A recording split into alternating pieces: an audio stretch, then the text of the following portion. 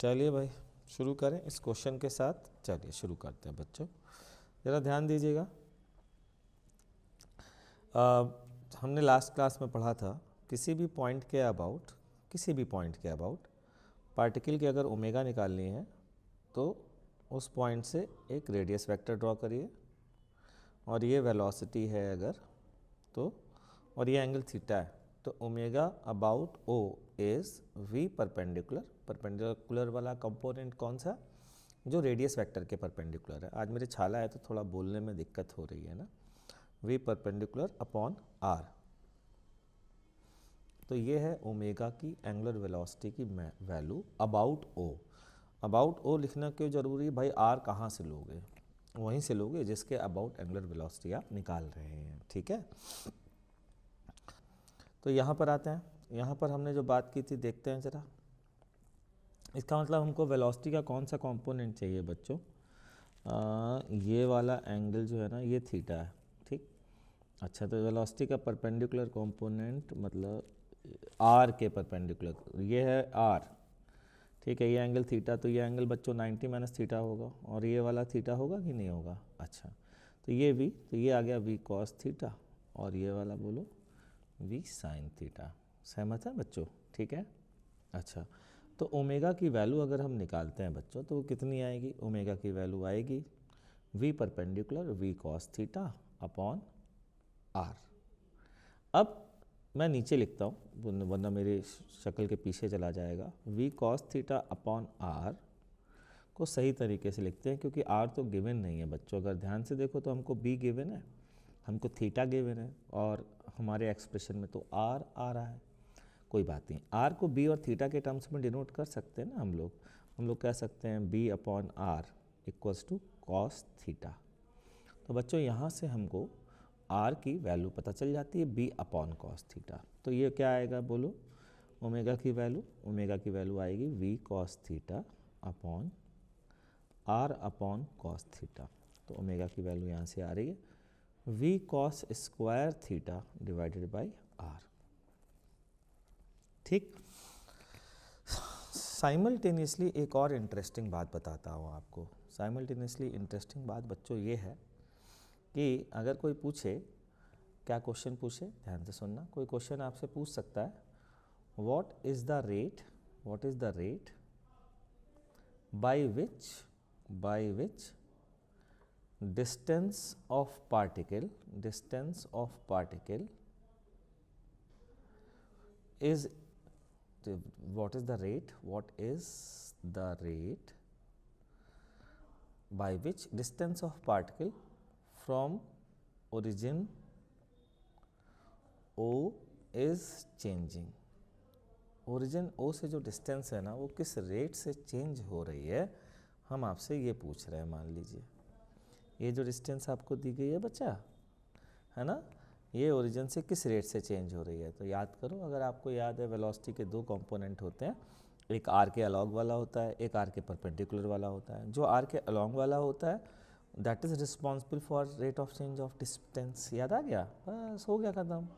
इसका मतलब v sine theta is the component of velocity along r, और यही रिस्पॉन्सिबल होता है rate of change of distance के। That means d mod r by d t. Clear है बच्चों? ठीक है। अब मैं आपको ओमेगा निकालने का एक और तरीका बता रहा हूँ, वो भी ध्यान से सुनना। मेथड नंबर 2 बड़े काम की चीज़ है। और एक चीज़ हमेशा ध्यान रखना अपने जीवन में, कोई भी मेथड बच्चों खराब या अच्छा नहीं होता। बस ये बात अलग है कि कोई मेथड किसी सिचुएशन में इजी दिखता है और किसी दूसरी सिचुएशन में वही मेथड टफ भी दिख सकता है। तो किसी एक क्वेश्चन को देख करके ये कभी जज मत करना बच्चों कि आखिरकार ये क्वेश्चन इजी है, मतलब ये मेथड बहुत अच्छा है या ये मेथड ख़राब है। आप कहो कि यार इस मेथड से जल्दी क्वेश्चन हो जाता है, तो आप कहोगे ये मेथड अच्छा है। किसी इनका इस मेथड से यार बहुत लेंदी पड़ता है क्वेश्चन, तो ये मेथड ख़राब है। नहीं, ये क्राइटेरिया ही नहीं रखना है आपको कभी भी, ठीक है। तो मेथड नंबर 2 सुनना, एक इंटरेस्टिंग सी बात बताता हूँ आपको। ओमेगा पूछा गया है, क्या मैं कह सकता हूँ बच्चों ओमेगा का मतलब D theta by d T पूछा गया है? ओमेगा पूछा गया है का मतलब क्या मैं कह सकता हूँ D theta by d T पूछा गया, एंगुलर वेलोसिटी पूछी गई है। इसका मतलब थीटा का रेट ऑफ चेंज या फिर थीटा का derivative with respect to time पूछा गया है ना। लेकिन हमें वेलोसिटी दी गई है, और वेलोसिटी किस चीज़ का डेरिवेटिव होती है ये देखो ज़रा ध्यान से।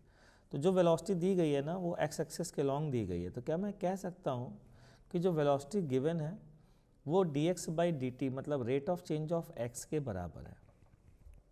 जो वेलोसिटी गिवन है ना, चूँकि पार्टिकल एक्स एक्सिस के अलोंग चल रहा है, तो क्या मैं ये कह सकता हूँ कि dx बाई dt, तो इसका मतलब हमें जो रेट दिया गया है वो दिया गया है x के चेंज होने का रेट, और पूछा गया है थीटा के चेंज होने का रेट।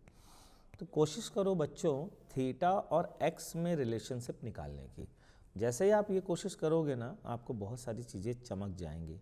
जैसे इस ट्राइंगल में देखो, इस ट्राइंगल में बच्चों ये b है, ये x है, ये थीटा है। क्या मैं कह सकता हूँ x अपॉन b की वैल्यू टेन थीटा के बराबर होगी बच्चों, है ना।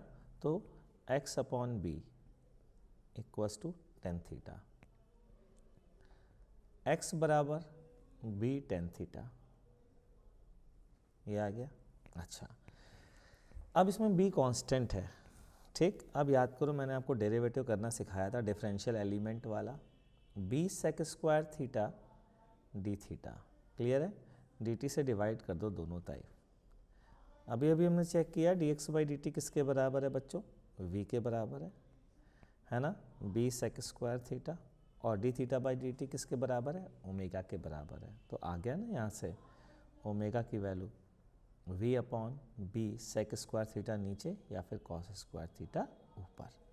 ये लीजिए साहब, ये angular velocity of about o आ गई हमारे पास, क्लियर है, ठीक। चलिए अब आगे बढ़ें हम लोग, बढ़िया बात है। अब हम लोग आगे बढ़ते हैं, ठीक। तो ये था क्वेश्चन बच्चों, उम्मीद करता हूँ कि कुछ थोड़ा बहुत तो समझ में आया होगा। ओमेगा निकालना या दिक्कत है अभी, आ गया ओमेगा निकालना, चलिए बढ़िया बात है। तो हम अब हम आगे बढ़ते हैं और अब हम एनालिसिस करते हैं एक्सीलरेशन की। तो acceleration analysis in curvilinear motion.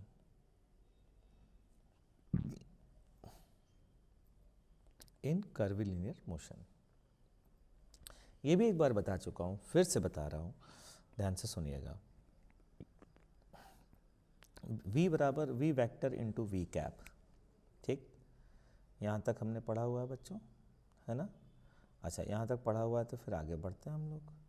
अच्छा एक काम करते हैं, रुक जाओ, पहले आगे बढ़ने के पहले एक क्वेश्चन पूछना भूल गया मैं, पहले वो क्वेश्चन पूछूंगा यार, फिर क्या है ना मज़ा नहीं आएगा, नहीं तो क्वेश्चन पूछना बहुत ज़रूरी है। चलिए पहले क्वेश्चन लिखिए, फिर इसके बाद मैं बताऊँगा, क्योंकि क्वेश्चन बहुत इंपॉर्टेंट है, मिस हो जाएगा तो दिक्कत हो जाएगी। लिखिए, अ पार्टिकल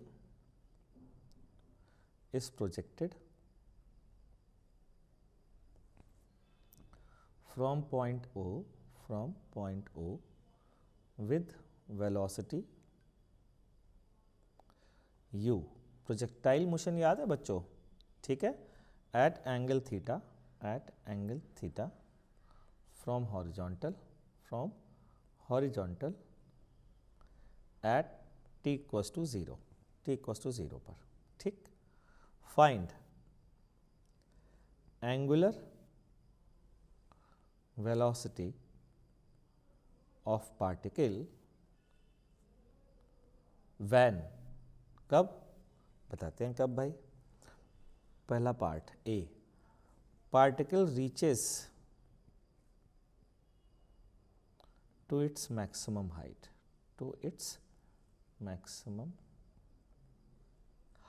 चलिए शुरू हो जाइए, फटाफट बताइए, देखते हैं कितने लोग बता पाते हैं।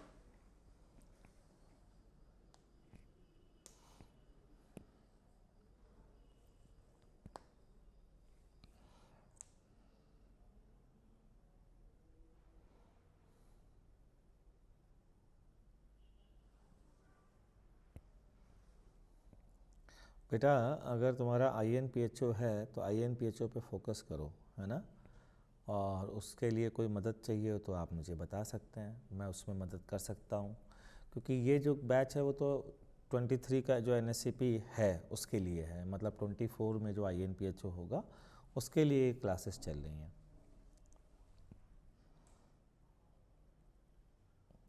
एस कवथालकर,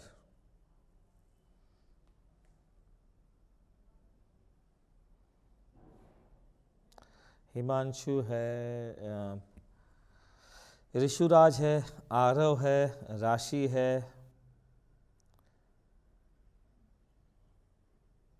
रंजन कुमार है,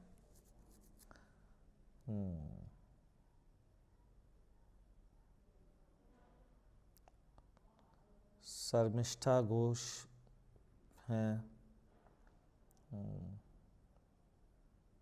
11th वाले देख सकते हैं, बिल्कुल देख सकते हैं बच्चा, क्यों नहीं देख सकते हैं, ज़रूर देखिए। क्या ये क्वेश्चन हो गया बच्चों? रंजन कुमार ने इसका आंसर बता दिया है। चलिए बाकी लोग देखते हैं कि निकालते हैं कितने, जल्दी निकालिए फटाफट।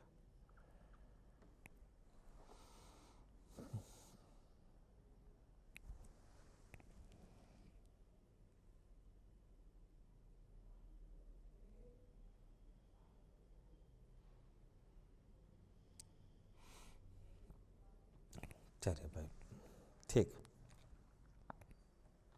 28 को मेंस है तुम्हारा, अच्छा ओके, कोई बात नहीं बेटा, मेंस पर फोकस करो, है ना। INPHO भी और मेंस भी है, इन दोनों में पूछ रहे हो किस पर फोकस करूँ। हाँ मेरा मानना तो है बेटा INPHO पर फोकस करो, मेंस तो अपने आप तुम निकल जाना चाहिए। और अगर मेंस निकालने में दिक्कत हो रही है तो गलत है, मतलब मेंस निकलना चाहिए बेटा, इसमें चीनी नहीं है।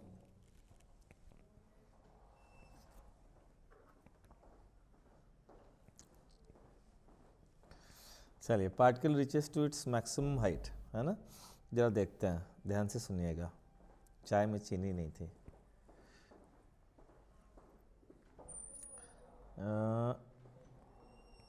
ये पार्टिकल फेंका और ये गिरा, ठीक है। अच्छा, यहाँ से कितनी स्पीड से फेंका, u से, ये एंगल कितना, थीटा। मैक्सिमम हाइट पर पूछी है angular velocity about point of projection, तो जो होगी u cos थीटा के बराबर, ठीक है। अच्छा, अब मुझसे पूछा गया है कि यार ओमेगा बताओ, और मुझे पता है गुरुजी ने बताया है कि ओमेगा निकालने के लिए हमें v परपेंडिकुलर निकालना होता है। कुछ लोग इसमें एक गलती कर देते हैं, पता है क्या कर देते हैं, v परपेंडिकुलर अपॉन r, तो खुशी खुशी सोचते हैं कुछ लोग ज़बरदस्ती बिना किसी बात के v अपॉन r परपेंडिकुलर लगा देते हैं, जो कि गलत है, ठीक है।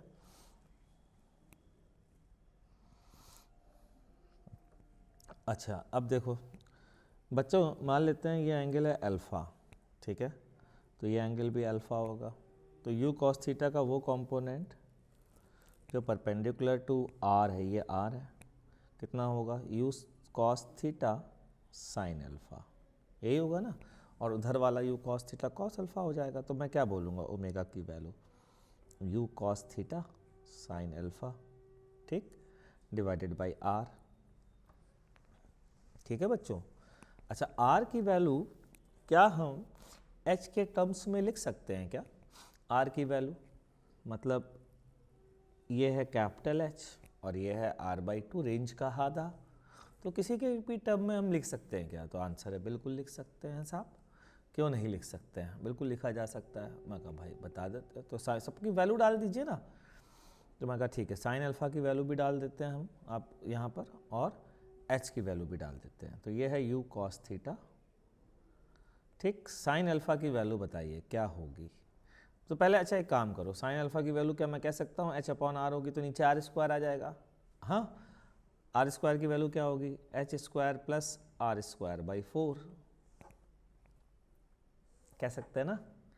तो ओमेगा की वैल्यू आ गई u cos थीटा, अब h की वैल्यू डाल दो, h की वैल्यू होती है u square sine square theta upon 2g, ठीक। अब h स्क्वायर की वैल्यू डालो, u की पावर 4 साइन की power 4 theta upon 4g square, ठीक है, r स्क्वायर बाई 4। अच्छा, आर रेंज का फॉर्मूला पता है क्या होता है, u square sine 2 theta by g, अगर आपको याद है तो उसको एक्सपेंड करो तो 4 आएगा, यू की पावर 4 आएगा, साइन स्क्वायर थीटा आएगा, 2 साइन थीटा कॉस थीटा को एक्सपेंड कर रहा हूँ, कॉस स्क्वायर थीटा, रेंज का फॉर्मूला याद दिलाता हूँ, u square sine 2 theta upon g, तो इसको लिख सकते हैं u square into 2u sine theta cos theta. लोग सोच रहे थे बहुत हल्के में ले रहे थे इस क्वेश्चन को, उतना हल्का है नहीं भाई ये, है ना।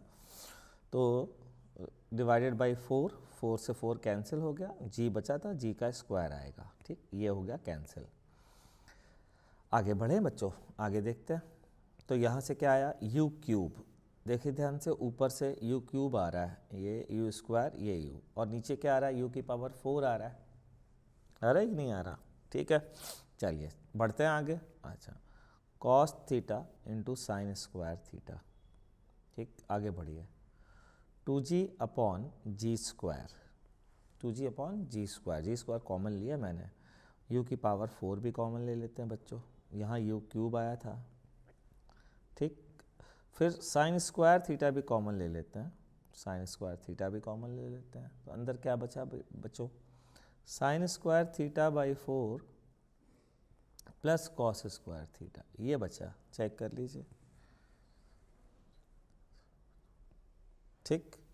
तो यहाँ से बच्चों एक जी से जी कटा, जी ये वैल्यू आई, साइन स्क्वायर थीटा से साइन स्क्वायर थीटा कैंसिल हो गया, तो ओमेगा की वैल्यू बच्चों यहाँ आ रही है, यहाँ से g upon 2u cos theta divided by sine square theta, या 1 प्लस, आप कैसे भी लिख सकते हैं, 1 + 3 कॉस स्क्वायर थीटा, और 4 को ऊपर ले जाइए और यहाँ से कैंसिल कर दीजिए, तो ये आ जाएगा एंगुलर वेलोसिटी की वैल्यू।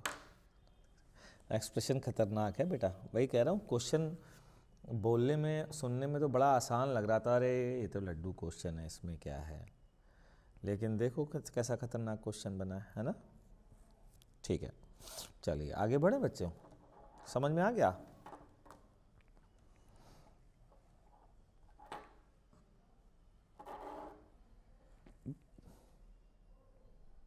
समझ में आया, नहीं आया तो बताइए अगर समझ में नहीं आया है, ठीक है।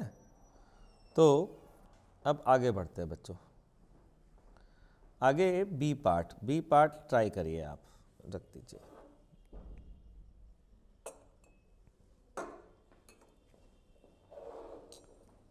ठीक है,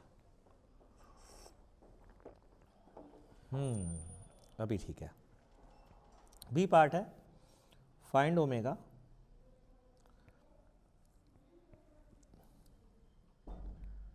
just before striking the ground,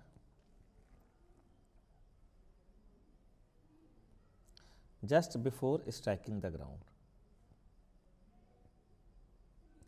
and also find rate of change of distance at same instant। चलिए बताइए साहब, ओमेगा भी बताइए जिस समय टकराने वाला है, और उसी समय rate of change of distance भी बताइए, कहाँ से, फ्रॉम पॉइंट ऑफ प्रोजेक्शन, ठीक, बताइए।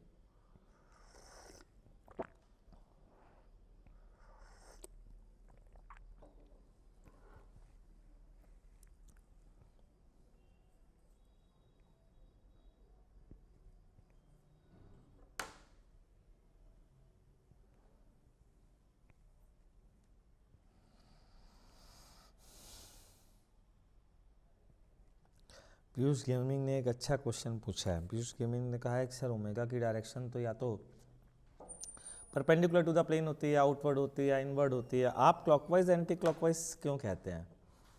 बेटा सर्कुलर मोशन जो है ना, वो मोशन या कर्विलिनियर मोशन जो हम पढ़ते हैं, वो मोशन इन ए प्लेन पढ़ते हैं, ठीक है। तो अगर ये कंफर्म है, कि कोई पार्टिकल एक प्लेन में चल रहा है, तो उसका ओमेगा या तो क्लॉकवाइज, मतलब या तो अंदर की ओर होगा या बाहर की ओर होगा, सिर्फ 2 ही डायरेक्शन पॉसिबल है। इस कारण से क्लॉकवाइज और एंटी क्लॉकवाइज से काम चल जाता है। है ना, बच्चों को थोड़ा जल्दी समझ में आता है, क्लॉकवाइज एंटी क्लॉकवाइज देखने में दिख जाता है, इसलिए काम चल जाता है, वरना वो ओमेगा का डायरेक्शन नहीं है। बिल्कुल सही कह रहे हो आप।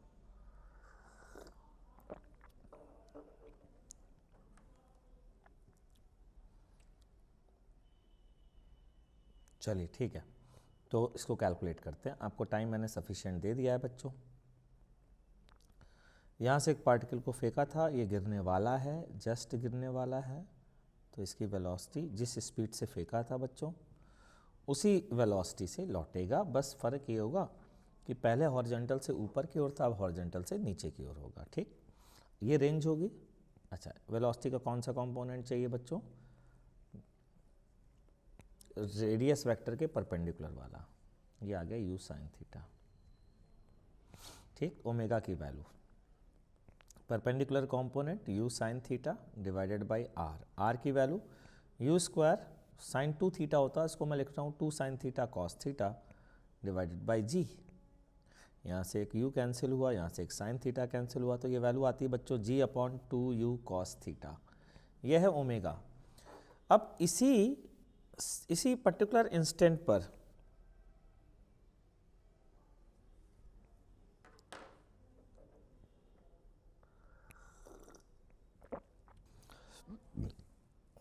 अच्छा अब आते हैं बच्चों रेट ऑफ चेंज पर। रेट ऑफ चेंज वेलोसिटी का वो कंपोनेंट होता है, रेट ऑफ चेंज वेलोसिटी का वो कंपोनेंट होता है जो रेडियस के अलॉन्ग होता है। रेडियस वेक्टर क्या होता है? पोजीशन वेक्टर के अलॉन्ग होता है। तो वेलोसिटी के दो कंपोनेंट, एक परपेंडिकुलर एक अलॉन्ग। अलॉन्ग वाला कंपोनेंट रेट ऑफ चेंज के लिए रिस्पॉन्सिबल होता है। तो क्या मैं कह सकता हूँ रेट ऑफ चेंज वाला कंपोनेंट मतलब डिस्टेंस का rate of change u sine theta के बराबर होगा। ठीक होगा, तो बस आंसर यही आंसर है रेट ऑफ चेंज का, u साइन थीटा। हाँ बच्चों, क्या मेरी बात समझ में आ गई आपको?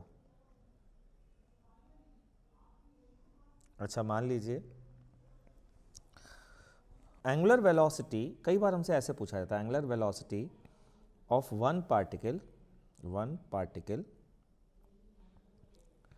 Angular velocity of one particle with respect to another particle.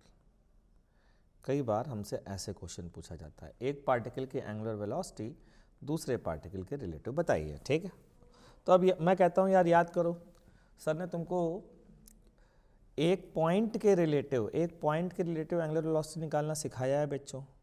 क्या करते हैं? परपेंडिकुलर कंपोनेंट अपॉन आर करते हैं। ये तो क्लियर हो चुका है कि नहीं हुआ है? हो गया ना, एक बात। दूसरी बात, किसी ने कहा नहीं नहीं इस बार दोनों पार्टिकल हैं, दोनों चल रहे हैं, ये भी चल रहा है और ये भी चल रहा है। कहा गया है कि angular velocity of particle 2 with respect to particle 1 निकालिए। तो मैंने कहा कोई बात नहीं, ये angular velocity with respect to O थी और ओ फिक्स था, है ना। लेकिन हमारे सर ने रिलेटिव मोशन में किसी भी चलती हुई चीज़ को फिक्स करना भी तो सिखाया है। हाँ याद आया। तो अगर मुझसे पूछा जाए एंगुलर वेलोसिटी, हाँ शाबाश Ranjan, of one with respect to 2, मान लीजिए ये पूछा जाए, तो omega of one with respect to 2 is velocity of one with respect to 2 का परपेंडिकुलर कंपोनेंट। 2 को रेस्ट पे ले आओ, 2 को रेस्ट पे ले आओ, तो 2 को रेस्ट पे ले आए। अब 2 के रिलेटिव 1 को देख लिया, तो ये किससे वेलोसिटी चलेगा? v1 2 से चलेगा ना भाई। 2 के फ्रेम में जो वेलोसिटी है उसको क्या बोलोगे? Velocity of 1 with respect to 2 बोलोगे कि नहीं बोलोगे? ठीक, उसका परपेंडिकुलर कंपोनेंट निकाल लीजिए और डिवाइडेड बाय क्या कर दीजिए? दोनों के बीच की डिस्टेंस, जिसको मैं अब r12 कह रहा हूँ। क्या ये समझ में आया? क्लियर है? ठीक, चलिए ठीक है भाई। तो अब हम लोग जा रहे हैं acceleration analysis in curvilinear motion. Analysis in curvilinear motion, ठीक। चलिए साहब देखते हैं। कर्विलिनियर मोशन में एनालिसिस करते हैं। ठीक, तो फिर से बैंड बजने वाली है तुम्हारी, लेकिन कोई बात नहीं, मैं इस बार तुमको थोड़ा सा तरीके से बताऊंगा कि एक्सीलरेशन की डेफिनेशन क्या होती है, dv/dt। ठीक, थोड़ा आहिस्ते से बताऊंगा। v कैप लिख सकते हैं इसको प्रोडक्ट रूल लगा दीजिए, dv/dt into v cap plus v into d cap लिखा जा सकता है। ठीक है, यहाँ तक तो कोई घबराने की बात नहीं है। अभी मैंने differentiation of unit vector use नहीं किया है बच्चा। ठीक है तो एक्सेलरेशन के दो कंपोनेंट, एक वेलोसिटी के अलोंग जिसको बोलते हैं टेंजेंशियल एक्सेलरेशन, याद करो ये ऑलरेडी पढ़ा चुका हूँ सर्कुलर मोशन के केस में। ठीक है, और दूसरा वेलोसिटी के परपेंडिकुलर आता था ना, इसको किससे डिनोट करते थे ये भी याद दिलाता हूँ। और तुमको समझ में ना आए ना तो सिर्फ रिजल्ट जान लेना बच्चों, घबराना नहीं। ये है वी कैप इनिशियल और ये है वी कैप फाइनल। ठीक है, तो ये आ जाएगा डी वी कैप का डायरेक्शन। तो डी वी कैप क्या होगा, परपेंडिकुलर टू वी कैप होगा कि नहीं होगा। और इसको मैंने लिखा था, अगर आपको याद हो तो मैं, याद है तो अच्छी बात है, नहीं है तो जान लो। ये ओमेगा ऑफ वेलोसिटी, वेलोसिटी का वेक्टर जिस रेट से घूम रहा है क्रॉस वी कैप, इसको लिखा जा सकता है। ये मैंने प्रूफ किया और आपको नहीं याद है मान लीजिए तो इसको रट्टा मार लीजिए। क्या पता है, एक रट्टा मारने का तरीका बताता हूँ तुम सबको। d of any unit vector, d of any unit vector is omega, मतलब rate of change of angle of that particular unit vector cross that unit vector. ये ब्रैकेट के अंदर जो लिखने का मन करे, देखना जरा ध्यान से। आपने आर कैप लिखा तो ये बन गया r cap, d r cap by d t, differentiation of unit vector वाला। क्लियर है, यहाँ तक समझ में आया। आपने कहा नहीं नहीं नहीं नहीं मुझे वी कैप डालना, लो वी कैप डाल दो, तो यहाँ पर आ जाएगा वी। तो ओमेगा किसका ओमेगा, वेलोसिटी वेक्टर का ओमेगा, मतलब वेलोसिटी वेक्टर किस रेट से घूम रहा है। अगर मैं यहाँ आर कैप डाल दूँ तो आर कैप का ओमेगा, मतलब आर कैप, अरे पोजीशन वेक्टर जिस रेट से घूम रहा है d theta by d t, किसी भी लाइन से उसका d theta by d t, ये ओमेगा है। ये r cap, d r cap by d t, ये चलने से इससे काम चल जाएगा। ठीक, इसको याद कर लो। ठीक, थोड़ा सा मैच्योर हो गए फिर से समझाऊंगा, चिंता मत करो, छोड़ूंगा नहीं, बिल्कुल भी जाने नहीं दूंगा मैं। ठीक है, चलिए ए वेक्टर बराबर finally d v by d t v cap plus, ध्यान से सुनना, ओमेगा वी लिखेंगे बच्चों। ठीक है, और d v cap by d t की वैल्यू क्या लिखेंगे, omega v cross v cap. अब ये क्रॉस प्रोडक्ट के अंदर जा सकता है ऐसा, क्योंकि ये मैग्नीट्यूड है केवल, मतलब स्केलर क्वांटिटी है ना, d v by d t v cap plus, इसको अंदर ले जाइए, omega v cross v vector, क्योंकि v magnitude into unit vector is vector.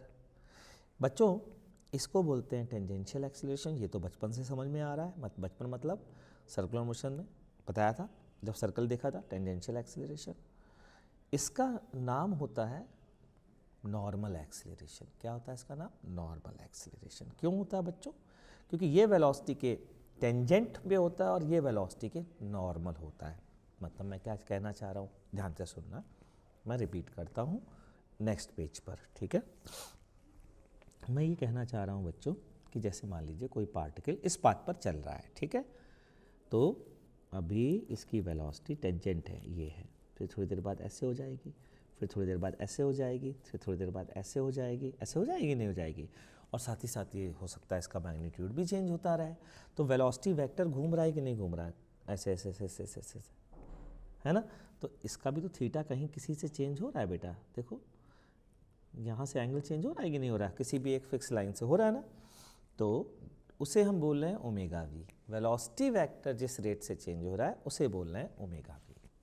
ठीक, और मान लीजिए कि इसका एक्सीलरेशन कहीं इस डायरेक्शन में नेट आ रहा है, तो मैंने कहा है वेलोसिटी के डायरेक्शन में जो इसका कंपोनेंट है वो टेंजेंशियल एक्सीलरेशन है और उसका magnitude d v by d t के बराबर है। अच्छे से लिखने के लिए यूँ लिख लो, d of mod v by d t इसके बराबर है। और परपेंडिकुलर वाला कंपोनेंट बच्चों किसके बराबर है? अभी अभी बताया, ओमेगा वी क्रॉस वी के बराबर। इसको बोलते हैं नॉर्मल एक्सीलरेशन। वेलोसिटी के नॉर्मल जो कंपोनेंट होता है उसे क्या बोलते हैं बच्चों? Normal acceleration. इसे क्या बोलते हैं? Tangential acceleration.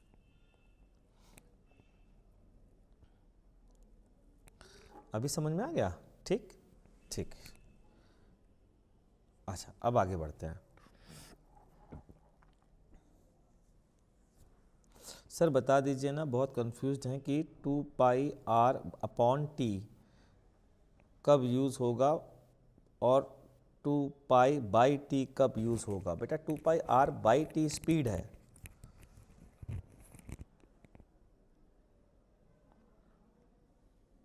हाँ वो वाला जो लिखवाया था सर, नॉर्मल एक्सीलरेशन को आपने v omega minus r cap लिखवाया था। रंजन ने पकड़ ली बात। रंजन ने कहा है कि सर्कुलर मोशन में आपने नॉर्मल एक्सीलरेशन को लिखवाया था। यार रंजन तुमने दिल खुश कर दिया मेरे से डाउट पूछ करके। पता है ऐसे ही पढ़ो बच्चों, जैसे रंजन ने ऐसे पढ़ोगे तो मेरी थ्योरी से तुम डाउट पूछोगे तो समझ में आएगा। देखना ज़रा ध्यान से, बहुत अच्छा डाउट पूछा रंजन ने, सबको बता रहा हूँ बच्चों। और यहाँ से आपको पता है क्लियर होंगी बहुत सारी चीज़ें क्लियर होने वाली हैं आपको, ध्यान दीजिएगा। ये है सर्कल, सर्कल में वेलोसिटी वेक्टर और ये रहा रेडियस वेक्टर, पोजीशन वेक्टर, ठीक। अच्छा ध्यान दीजिएगा, वेलोसिटी वेक्टर जितना घूमता है उतना ही रेडियस वेक्टर घूमता है, क्योंकि ये एंगल हमेशा 90 होता है। जितना रेडियस वेक्टर घूमता है उतना ही वेलोसिटी वेक्टर घूमता है, क्योंकि दोनों के बीच का एंगल हमेशा 90 होता है, ठीक है। ये चीज़ यहाँ पर भी वैलिड है, क्योंकि ये तो हमेशा ही वैलिड है। अब हुआ क्या बच्चों, हुआ ये कि जो एंगल v घूमता है वही एंगल r घूमता है, ठीक है। ध्यान से सुनना, इसका मतलब इसको हम ओमेगा r कह सकते हैं, क्रॉस v कह सकते हैं, ठीक। अब ओमेगा क्रॉस v निकालो जरा यहाँ से। ओमेगा बाहर की ओर, ओमेगा है बाहर की ओर, और ओमेगा क्रॉस v देखो किधर की ओर आ रहा है, चेक करो अच्छे से। ओमेगा क्रॉस v, ओमेगा बाहर की ओर है, ओमेगा बाहर की ओर है, ओमेगा बाहर की ओर है। जरा देखो तो सही, ओमेगा क्रॉस v किधर आ रहा है, अंदर आ रहा है कि नहीं आ रहा है। तो मैंने इसका मैग्नीट्यूड लिखा था omega v minus r. Check करो यहाँ से भी वही आ रहा है कि नहीं आ रहा है। रंजन बाबू अभी क्लियर है बात? लेकिन पता है रंजन बाबू, ऐसा हम यहाँ सर्कुलर मोशन में इसलिए कर पाते थे क्योंकि ओमेगा वी और ओमेगा आर सेम होते थे।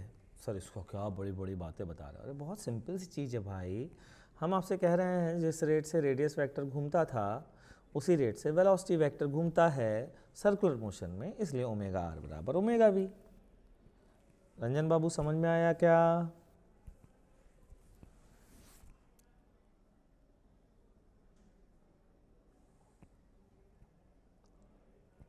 क्लियर है? सबको समझ में आ गया यहाँ तक?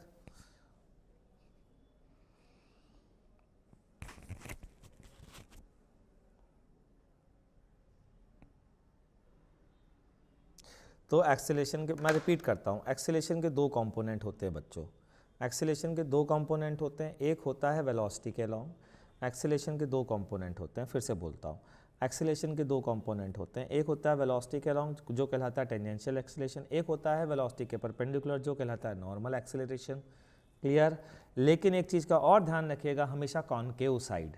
कॉनकेव साइड का मतलब एक्सेलरेशन का कंपोनेंट कभी भाई परपेंडिकुलर बोला है ना, तो इधर भी हो सकता है इधर भी हो सकता है, इधर नहीं होगा, हमेशा इस साइड होगा। पता है क्यों? वही वाली बात, आर नेगेटिव वाली बात। इस तरीके का सर्कल बनेगा ना तो आर नेगेटिव मतलब अंदर की ओर होगा ना सर्कल में, तो हमेशा कॉनकेव साइड होता है, इस बात का ध्यान रखिएगा, ठीक है। अच्छा तो क्वेश्चन एक हो जाए जरा, नॉर्मल और टेंजेंशियल एक्सेलरेशन निकालने का, ठीक। तो एक प्रोजेक्टाइल का ही क्वेश्चन पूछ लेता हूँ। क्वेश्चन है बच्चा, अगले पेज से पूछता हूँ। एक पार्टिकल है, फटाफट डायग्राम बना देता हूँ, क्या क्वेश्चन लैंग्वेज लिखने का फ़ायदा नहीं है मुझे लगता है। इसको फेंका गया 50 मीटर पर सेकेंड से, ठीक, और एंगल ले लो 53 डिग्री। हाँ पॉइंट ओ से फेंका गया, t बराबर 0 पर फेंका गया। Find its tangential and normal acceleration at t equals to 1 second. Sir एक बार लास्ट पॉइंट रिपीट करेंगे प्लीज़, मैं डिस्कनेक्ट हो गया था। लास्ट पॉइंट बच्चा सिर्फ ये है कि एक्सीलरेशन का वो कंपोनेंट जो टेंजेंट डायरेक्शन में टेंजेंशियल, वो कंपोनेंट जो नॉर्मल डायरेक्शन में है नॉर्मल, लेकिन वो जो एक्सीलरेशन नॉर्मल डायरेक्शन में है वो कॉनकेव साइड होगा, कॉनकेव साइड, क्योंकि अभी अभी बात की तूने याद दिलाया था माइनस आर कैप वाली बात, तो कॉनकेव साइड ही होगा क्योंकि सेंटर इस साइड कहीं आएगा। सर वैसे एक सर्कुलर डायनामिक्स में भी डाउट था, if a car is turning on circular road then why does friction act radially inwards, friction act opposite. आ रहा हो, शाबाश बेटा। Friction acts opposite relative motion. Aarav ने डाउट पूछा है, अच्छा डाउट है, ये भी बहुत शानदार डाउट है और मैं चाहता था मुझसे कोई ये पूछे और आरव ने पूछ लिया। तो बच्चा relative motion of what Aarav, relative motion किसका? Relative motion of surface in contact, relative motion of surfaces in contact. तो जो कार का टायर होता है ना वो स्लिप करता ही नहीं है, तो फिर स्टैटिक फ्रिक्शन आएगा और स्टैटिक फ्रिक्शन टेंडेंसी पर डिपेंड करता है। तो ऐसे कार का टायर जब ज़मीन पर रुकता है ना तो टायर की टेंडेंसी किधर जाने की होती है? पीछे जाने की, तो फ्रिक्शन आगे लगता है उस पर, ठीक, तब कार एक्सीलरेट होती है। लेकिन अगर कांस्टेंट स्पीड से जा रही है, कांस्टेंट स्पीड से जा रही है तो टेंडेंसी है ही नहीं स्पीड बढ़ने की उसकी, ठीक। तो रिक्वायरमेंट किसकी? सेंट्रीपिटल की। तो जैसी रिक्वायरमेंट होती है वैसे स्टैटिक फ्रिक्शन लगता है। याद करो, स्टैटिक फ्रिक्शन रिक्वायरमेंट के हिसाब से लगता है, रिलेटिव मोशन के हिसाब से नहीं लगता है, ठीक है। आ रहा हो, चलिए इस क्वेश्चन का आंसर बताइए। Find its tangential and normal acceleration at t बराबर 1 सेकेंड।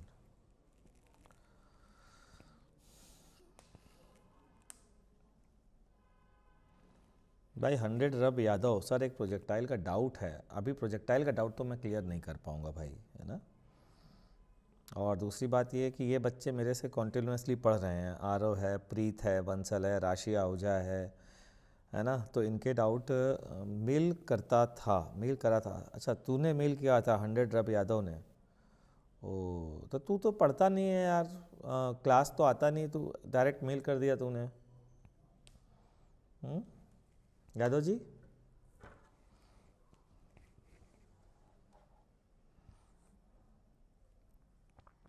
क्लास किसी और नाम से करता है क्या तू?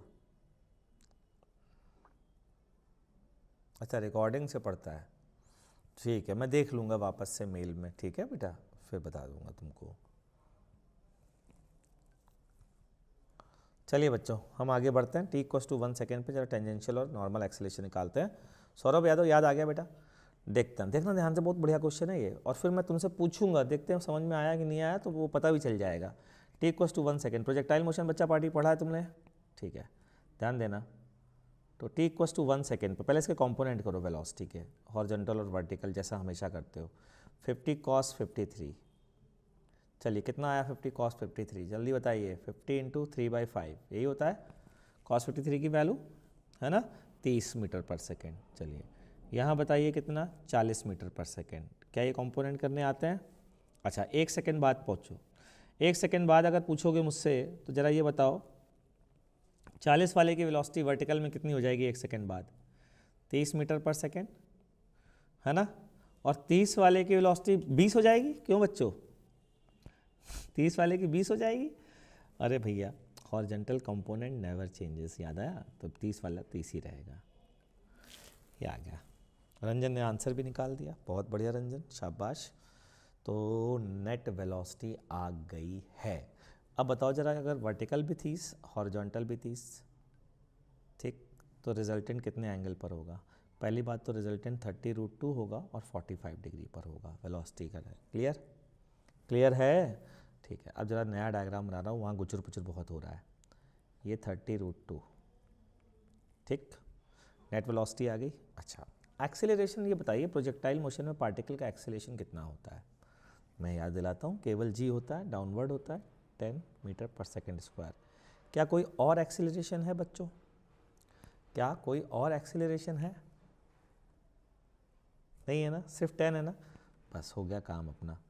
ये एंगल कितना है बच्चों? 45। ठीक, तो ये वाला एंगल भी 45 होगा। एक्सेलरेशन का वो कंपोनेंट जो वेलोसिटी के अलोंग होता है 10 sin 45 टेंजेंशियल एक्सेलरेशन कहलाता है। तो वेलोसिटी के अलोंग तो निगेटिव है क्योंकि वेलोसिटी तो ऊपर की ओर और एक्सेलरेशन नीचे की ओर है, तो -10/√2 होगा या फिर -5√2 मीटर पर सेकेंड स्क्वायर होगा। और नॉर्मल एक्सेलरेशन बोलो बच्चा, वेलोसिटी के परपेंडिकुलर वाला कंपोनेंट, यहाँ तो वो भी सेम हो गया। तो an बराबर 10 cos 45, उसकी वैल्यू भी वही आएगी कि नहीं आएगी? तो ये भी 5√2 मीटर पर सेकेंड स्क्वायर हो गया। ठीक, क्या बच्चों समझ में आया? क्या ऋषुराज, नहीं समझ में आ रहा है?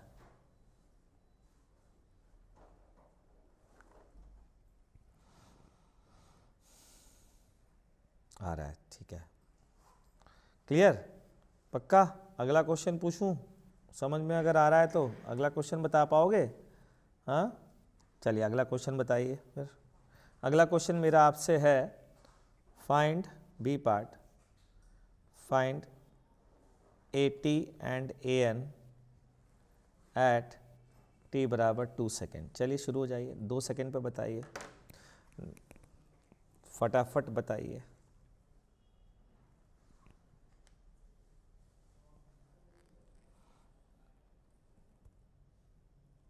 एक क्लास और लगेगी मुझे, क्योंकि रेडियस ऑफ कर्वेचर पर मुझे अच्छा खासा टाइम देना पड़ेगा, है ना। तो एक क्लास अभी सर्कुलर मोशन की और लगेगी, उसके बाद शुरू कर पाऊँगा मैं वर्क पावर एनर्जी।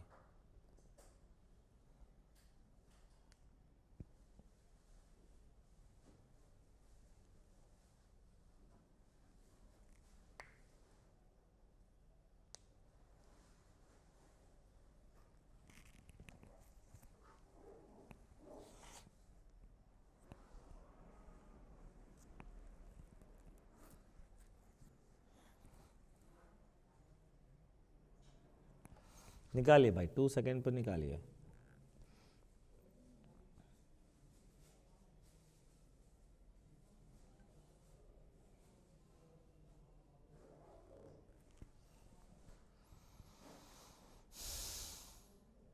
चलिए अब मैं आंसर निकालता हूँ, ठीक है। t=2 सेकेंड पर, पहले तो t=0 पर याद करिए वेलोसिटी, ये वाला t=0 पे कितना था वापस से देख लेता हूँ, 40, और ये वाला था 30, ठीक है।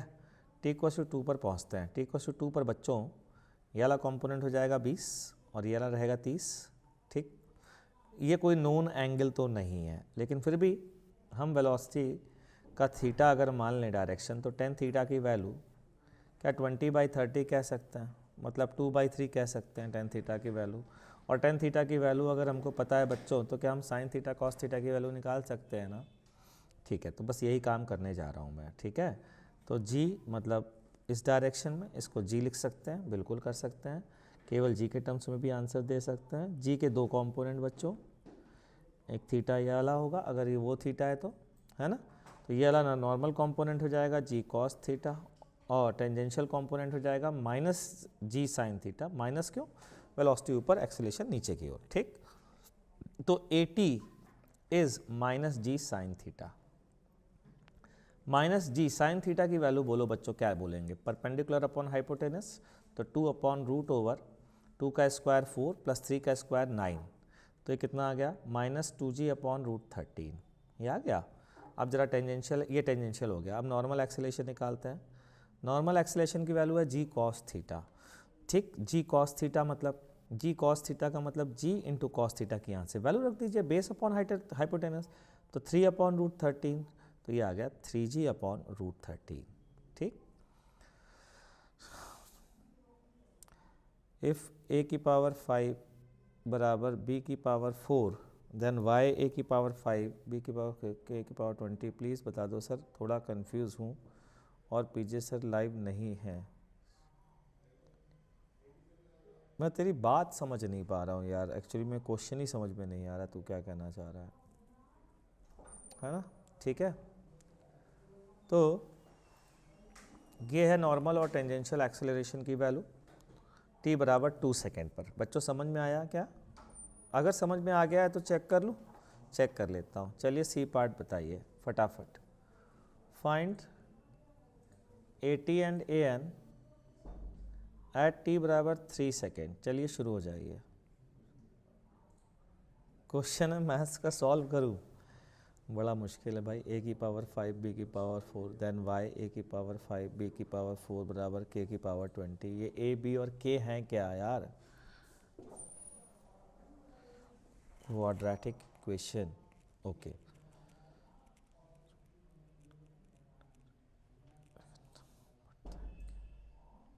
हाँ रंजन, रोटेशनल इक्विलिब्रियम तब देखेंगे जब हम लोग साइकिल वगैरह को कंसीडर करेंगे, है ना, उसका रिजिड बॉडी की तरह काम करेगा, ठीक है।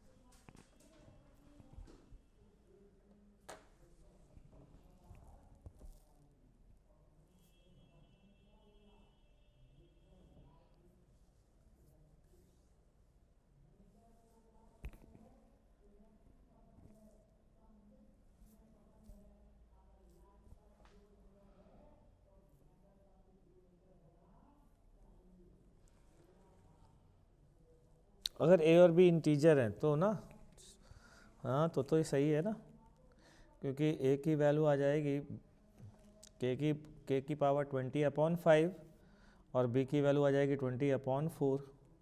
तो सही तो बात है। अगर a और b इंटीजर है तो k भी इंटीजर होगा, इसमें कोई गलत थोड़ी ना।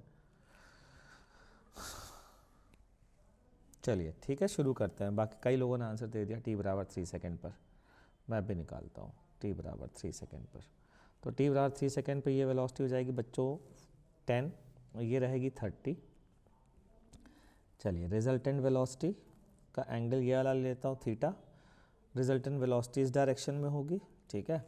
अच्छा, एक्सेलरेशन g इस डायरेक्शन में होगा, फिर से वही सारे नाटक। g के दो कंपोनेंट, वेलोसिटी के अलॉन्ग और वेलोसिटी के परपेंडिकुलर, ये थीटा, तो ये अलाउ जाएगा g कॉस थीटा और ये अलाउ जाएगा g साइन थीटा कुल मिला करके। लेकिन अपोजिट है तो नेगेटिव, तो at की value minus g sine theta, और यहाँ से हम कह सकते हैं टेन थीटा की वैल्यू 1/3 है, तो माइनस g साइन थीटा की वैल्यू 1/√10 आ जाएगी, और नॉर्मल एक्सेलेरेशन की वैल्यू आ जाएगी g cos theta that is 3/√10। ठीक है बच्चों, ये आंसर है। ऋषु ने भी सही दिया है, आरव ने भी सही दिया है, प्रीत ने भी सही दिया है, मैक्सिमम लोगों ने इस आंसर को सही लिखा है। ठीक है, चलिए हम आगे बढ़ते हैं और अगली चीज़ देखने जा रहे हैं हम लोग, centre of curvature and radius of curvature. क्या पढ़ने जा रहे हैं बच्चों? Centre of curvature and radius of curvature. Centre of curvature and radius of curvature. सबसे पहले तो ये जान लो कि इन दो चीज़ों का फिजिक्स से कोई लेना देना नहीं है। फिजिक्स इसका यूज़ करता है। ये डेफिनीशन जो इनकी है वो प्योर मैथमेटिकल क्वांटिटी हैं, ये फिजिकल क्वांटिटी नहीं है। ये डेफिनीशन फिर लिख ली जाए, बिल्कुल लिख ली जाए, प्योर डेफिनीशन लिखिए फटाफट। Centre of curvature, centre of curvature at any point, साथ साथ लिखिएगा, of the curve is the intersection point of normals drawn on the curve at infinitesimal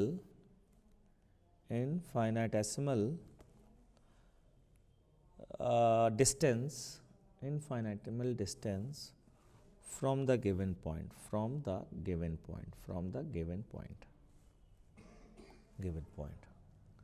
and distance of that point on the curve from center of curvature from center of curvature is called radius of curvature. radius of curvature, radius of curvature। ठीक, ये लिखवा दी definition, अब समझा देता हूँ। ठीक है, लिखवाने के बाद अब डेफिनेशन को समझाता भी हूँ, ज़रा ध्यान से सुनना। मान लीजिए ये कोई कर्व है बच्चों, ये कोई कर्व है, ठीक है। किसी ने कहा इस पॉइंट पर, पॉइंट P है, इस पॉइंट पर रेडियस ऑफ कर्वेचर और सेंटर ऑफ कर्वेचर बताइए इस पॉइंट के corresponding. Pure mathematical quantity. P point पर P पॉइंट के आसपास 2 पॉइंट लीजिए उसी कर्व पर इनफाइनेटेसिमल डिस्टेंस पर। सर ये इनफाइनेटेसिमल डिस्टेंस क्या होती है? ऐसी डिस्टेंस जिनके बीच की डिस्टेंस डेल्टा x है but delta x tending toward 0, ऐसे 2 पॉइंट, उनको बोलते हैं इनफाइनेटेसिमल डिस्टेंस। तो ये और ये 2 पॉइंट ले लिए। अच्छा, दोनों पर नॉर्मल ड्रॉ किया, इस पर भी नॉर्मल ड्रॉ किया, इस पर भी नॉर्मल ड्रॉ किया। ये जहाँ इंटरसेक्ट करते हैं that is called centre of curvature, और सेंटर ऑफ कर्वेचर की उस पॉइंट से डिस्टेंस कहलाती है रेडियस ऑफ कर्वेचर। क्लियर है बच्चों? तो क्या कह सकता हूँ, ये प्योर मैथमेटिकल क्वांटिटी है। पास पास डाले गए 2 नॉर्मल, बिल्कुल पास पास डाले गए 2 नॉर्मल जिस पॉइंट पर इंटरसेक्ट करते हैं उसे बोलते हैं सेंटर ऑफ कर्वेचर, और सेंटर ऑफ कर्वेचर की उस पॉइंट से डिस्टेंस जहाँ पर नॉर्मल डाले थे आपने वो कहलाता है radius of curvature of that point.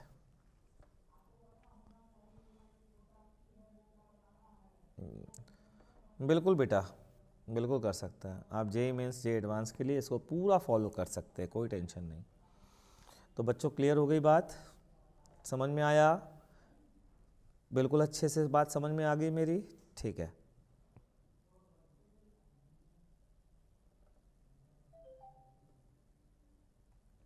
ठीक, अब आते हैं, बात करते हैं कि हमारे फिजिक्स में हम इसका यूज़ कैसे करते हैं। बहुत सिंपल सी चीज़ है, बहुत ध्यान से सुनिएगा भैया, बहुत ध्यान दे रहा है।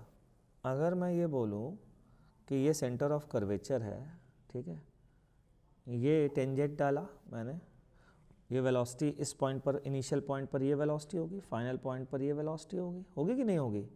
अरे बोलो ना यार। क्या मैं कह सकता हूँ ये थीटा और ये थीटा सेम होंगे? ठीक, मैं वापस से रिपीट कर देता हूँ, ज़रा ध्यान से सुनना। मैं कह रहा हूँ मान लीजिए ये एक कर्व है, ये एक कर्व है, ठीक है। अच्छा, इस कर्व कर किसी पॉइंट P पर कर्व की property centre of curvature point P के करस्पॉन्डिंग पूछा गया है। पॉइंट P ये हो सकता है, यहाँ हो सकता है, यहाँ हो सकता है, कहीं भी हो सकता है। तो क्या करना है, पॉइंट P के बहुत पास का मतलब dx डिस्टेंस है या ds, 2 नॉर्मल ड्रॉ करिए। Now what do we mean by normal? याद है, टेंजेंट के परपेंडिकुलर। तो 2 नॉर्मल बहुत पास ड्रॉ कर दिए, उनका intersection point centre of curvature कहलाएगा, और सेंटर ऑफ कर्वेचर की उस पॉइंट से distance radius of curvature at point P कहलाएगी। अभी समझ में आया बच्चा? प्रीत बंसल, समझ में आया बेटा?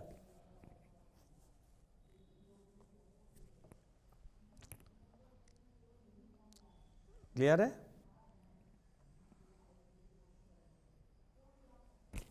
ठीक है, अभी यहाँ तक समझ में आ गया। अब दूसरी बात, मान लीजिए इस पर एक पार्टिकल जा रहा है, एक पार्टिकल जा रहा है, ठीक है।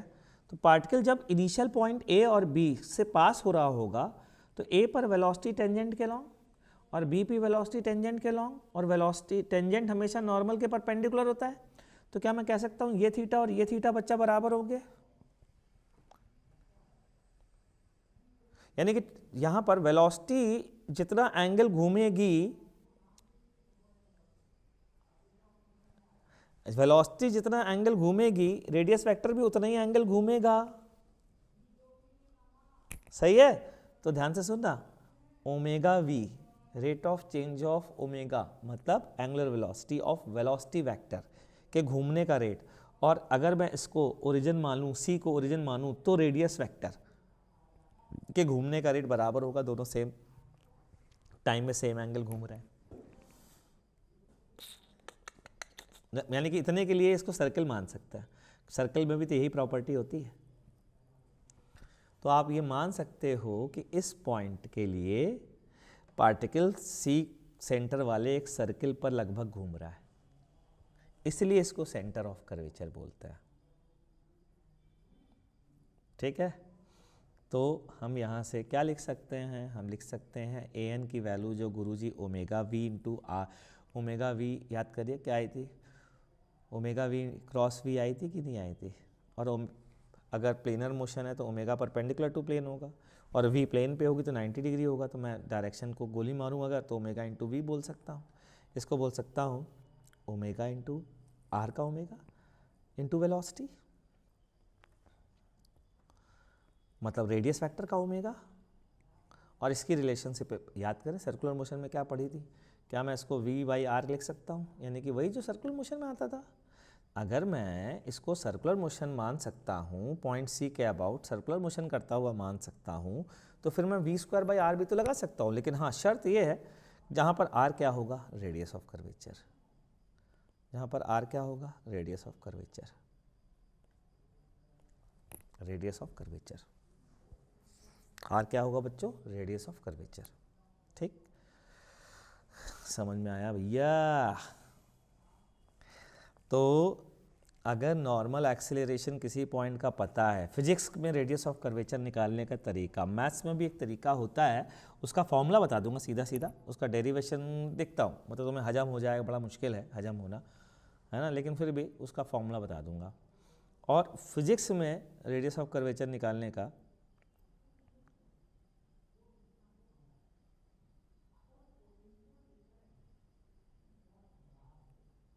मैं बोलता हूँ बेटा राहुल मिश्रा सर को, है ना। तो रेडियस ऑफ कर्वेचर अगर आज के बाद हमें नॉर्मल एक्सीलरेशन और वेलोसिटी पता चल जाए तो फिजिक्स में हम रेडियस ऑफ कर्वेचर ऐसे निकाल सकते हैं कि नहीं निकाल सकते हैं, है ना। बढ़िया तरीका, मतलब एक पार्टिकल को चला दो उस पाथ पर, उसकी स्पीड पता कर लो और नॉर्मल एक्सीलरेशन पता कर लो, तो रेडियस ऑफ कर्वेचर उस पॉइंट का पता चल जाएगी। जबकि है वो मैथमेटिकल प्रॉपर्टी, लेकिन फिजिक्स की मदद से आप रेडियस ऑफ कर्वेचर किसी भी पॉइंट का निकाल सकते हो, है ना। जैसे एक एग्जाम्पल लेता हूँ, मान लो एक पार्टिकल को फेंका मैंने u वेलोसिटी से थीटा एंगल पर प्रोजेक्टाइल मोशन में, जब ये हाईएस्ट पॉइंट पे था तो लोगों ने कहा इसका radius of curvature, centre of curvature कहाँ आएगा, तो मतलब यहाँ से मैं 2 पॉइंट डालूँ तो इनका जो कट करेगा वो डिस्टेंस रेडियस ऑफ कर्वेचर कहलाएगी। ये सब तो पता ही है तुमको, लेकिन फिजिक्स से कैसे काम करे, तो हमने पार्टिकल को फेंका, पार्टिकल की यहाँ वेलोसिटी u cos थीटा होगी, हमें पता है एक्सेलेरेशन g परपेंडिकुलर होगा, अरे भैया इस जगह तो परपेंडिकुलर होगा, यानी कि यही नॉर्मल एक्सेलेरेशन होगा, और ये नॉर्मल एक्सेलेरेशन उस समय की वेलोसिटी का स्क्वायर बाय आर होगा, जहां आर रेडियस ऑफ कर्वेचर कहलाएगा। ठीक है ना, तो रेडियस ऑफ कर्वेचर की वैल्यू क्या हो जाएगी, उस समय की वेलोसिटी कितनी है, u cos थीटा, तो u square cos square theta upon normal acceleration कितना है g, ये लीजिए रेडियस ऑफ कर्वेचर आ गई ऊपर वाले पॉइंट की। कुछ पल्ले पड़ा बच्चा, रेडियस ऑफ कर्वेचर निकालने का मेथड समझ में आया। कल नेक्स्ट क्लास में इस रेडियस ऑफ कर्वेचर की प्रैक्टिस करेंगे, ठीक है, और work power energy chapter start करेंगे। तो नेक्स्ट क्लास में तैयार रहिएगा वर्क एनर्जी पावर चैप्टर के स्टार्ट होने के लिए, ठीक है बच्चों। तो मिलते हैं नेक्स्ट क्लास में, तब तक के लिए टाटा बाय बाय।